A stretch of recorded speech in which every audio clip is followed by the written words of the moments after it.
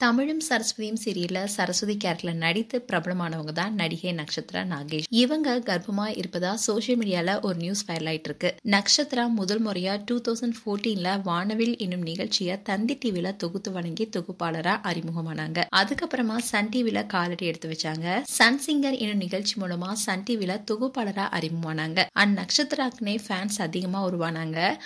அந்த அளவுக்கு தமிழ் உச்சரிப்பாலும் அழகாலும் அனைவருடைய மனசுலயும் இடம் பிடிச்சாங்க.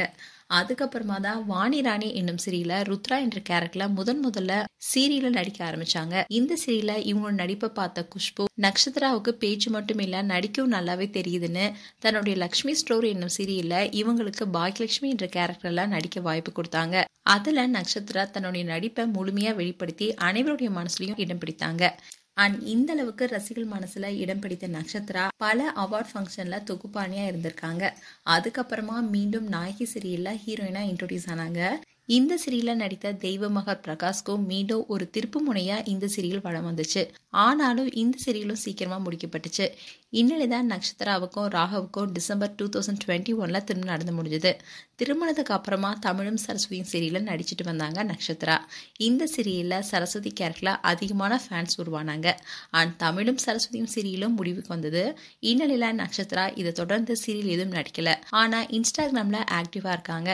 இந்நிலையில நக்ஷத்ரா ஆளே அடையாளம் தெரியாத அளவுக்கு உடம்பு போட்டிருக்காங்க. பார்க்கவே ரொம்ப சப்பியா இருக்காங்க.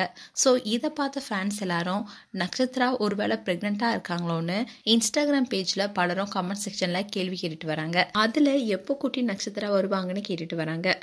நக்ஷத்ரா இது குறித்து வெளிப்படையா இன்னும் பிரெக்னன்சி அனௌன்ஸ்மெண்ட் கொடுக்கல. திருமணம் முடிந்து 3 வருடம் ஆன நிலையில நக்ஷத்ரா திடீர்னு இப்படி சப்பியா இருக்கிறத பார்த்து ஃபேன்ஸ்லாம் பிரெக்னெண்டா இருப்பதா சொல்லிட்டு வராங்க. ஆனா இதை குறித்து நக்ஷத்ராவே வெளிப்படையா தான் பிரெக்னெண்டா இருக்கன்னு சொன்னாதான் தெரிய வரும். ஸோ நக்ஷத்ராவுடைய பிரெக்னன்சி அனௌன்ஸ்மெண்ட்காக பலரும் வெயிட்டிங். மேலும் நக்ஷத்ரா குறித்து உங்களுடைய கருத்துக்களை கமெண்ட் செக்ஷன்ல சொல்லுங்க.